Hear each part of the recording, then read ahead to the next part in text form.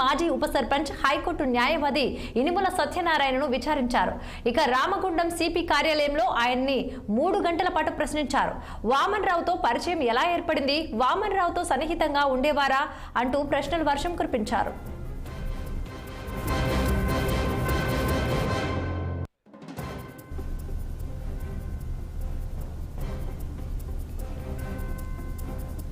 ఇక విచారణకు హాజరు కావాలంటూ సిబిఐ అధికారులు తనకు ఒక రోజు ముందు నోటీసులు ఇచ్చినట్లు సత్యనారాయణ తెలిపారు. అధికారులు అడిగిన ప్రశ్నలన్నింటికీ సమాధానం చెప్పినట్లు ఆయన వెల్లడించారు. మంతని మాజీ ఎమ్మెల్యే పుట్ట మధుకర్ 900 కోట్ల అక్రమ ఆస్తుల కేసు, అలాగే న్యాయవాదుల హత్యకు 6 నెలల ముందు చోటు చేసుకున్న పరిణామాలపై అడిగిన ప్రశ్నలకు ఆన్సర్ చేసినట్లు పేర్కొన్నారు. అదేవిధంగా పుట్ట లింగమ్మ చారిటబుల్ ట్రస్ట్ పై ఈడీకి ఫిర్యాదు చేసిన విషయంపై ప్రశ్నలు సంధించారని వివరించారు సత్యనారాయణ.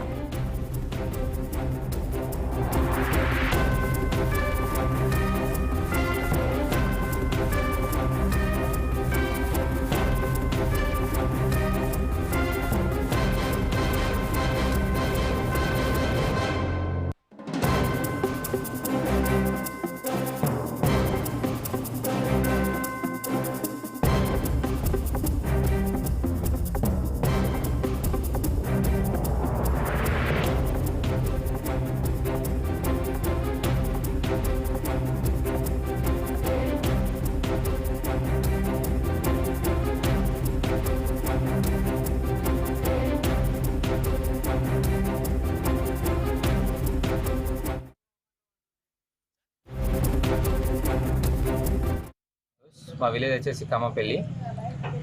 నిన్న సాయంత్రం 5 గంటలకు సిబిఐ అధికారులు ఇచ్చిన నోటీస్ పైన ఈరోజు ఉదయం 10 గంటలకు రామగుండం కమిషనరేట్లోని 2nd ఫ్లోర్లో నేను అటెండ్ అయినాను. ఉదయం 10 గంటల నుంచి వెళ్ళి సాయంత్రం మధ్యాహ్నం 3:30 దాకా సిబిఐ అధికారులు పలు అంశాలపైన ప్రశ్నల వర్షం కురిపించినారు. వామన్ రావుకు నీకు స్నేహం ఎక్కడి నుంచి వెళ్ళి చిగురించిన కానుంచి వెళ్ళి ఆయన మర్డర్ జరిగేదాకా కరీంనగర్లో నేను దించొచ్చిన కానుంచి వెళ్ళి పలు అంశాలపైన ప్రశ్నలు అడిగిండు. దానికి నేను సమాధానం చెప్పినాను, దర్యాప్తుకు సహకరించినాను. మొన్న నీ మీద జరిగిన అటాక్లో ఎవరి పాత్ర ఉన్నదని అడిగారు, దాన్ని ఎందుకు ఎఫ్ఐఆర్ లేదు అది కూడా అడిగారు. దానికి కూడా సమాధానం చెప్పినాం. నీకు ఇంకెవరితోనే థ్రెట్ ఉందా, నీకు ఏం కావాలని కూడా అడిగారు.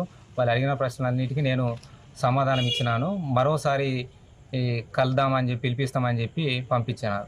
ఇనుముల సత్యనారాయణ, హైకోర్టు అడ్వకేట్గా పనిచేస్తున్నాను ప్రస్తుతం. ఇంతకుముందు గతంలో మంత్రి మాజీ ఉప సర్పంచ్గా ఉన్న నేను ఏదైతే దేశవ్యాప్త సంతృప్తించినటువంటి వామన్ రావు న్యాయవాద దంపతుల హత్య కేసు గౌరవ సుప్రీంకోర్టు జోక్యంతో సిబిఐ విచారణ మొదలుపెట్టిన ఈ క్రమంలో ఈరోజు నేను అనేక పిటిషనర్గా ప్రజా ప్రయోజనాల వాద్యాలలో పిటిషనర్గా ఉన్నటువంటి నన్ను న్యాయవాదిగా అప్పుడు నాకు న్యాయవాదిగా ఉన్నటువంటి గట్టు వెంకట నాగమణి గారు అనేక కేసులు వేయడం జరిగింది. ఆ కేసుల్లో భాగంగా ఈరోజు నాకు సిబిఐ వారు నోటీసు జారీ చేసి విచారణ పిలవడం